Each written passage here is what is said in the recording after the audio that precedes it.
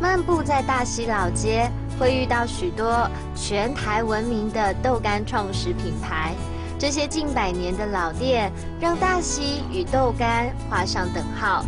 而从豆干延伸出来的小食文化，使游客们造访老街，除了品尝卤豆干之外，各式各样的豆花甜点也相当受到游客欢迎呢。哇，就是这边，看起来很好吃哎！嗨，小干友你好，你好。我今天带着少女的胃要来这边找好吃的甜点。哎，呀，到边乜个有名啊？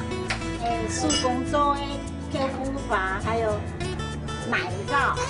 你讲要跟奶酪，一般来讲，恁都会用牛奶做的，你这边奶酪是用豆腐做的。豆腐做的，全部一打做的。哇，来到大溪真的是好豆腐哦，一路吃豆制品吃到现在，所以大家做甜没有？做甜的呀，甜点吗？真的。那我看这么多口味，有没有推荐哪一种口味比较？芝麻的，最好吃的。对，芝麻。连客人都讲芝麻。对，我知道了，就是因为吃芝麻的，你头发才那么黑，对不对？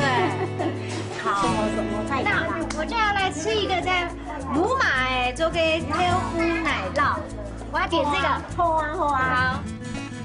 坚持手工现做的豆腐奶酪是许多游客来到这里必吃的甜点，一旁五颜六色的料真是漂亮。那些传统的红豆、仙草与芋圆，在代表着古早味，怎么能够错过呢？没想到豆腐亚洲的做甜点，而且你看客家人就是这样，便宜又大碗，料超多，而且都是手工自己做的。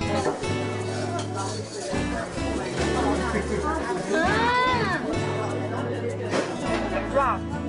豆腐做嘅甜点，第一手嘅班敦真材实料，所以跟你说，女生就是这样子，吃饱了，甜点是另外一个少女味。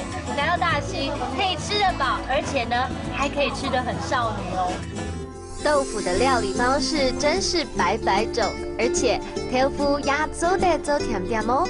来到大溪，你就是要尝尽所有关于豆腐的美食大餐。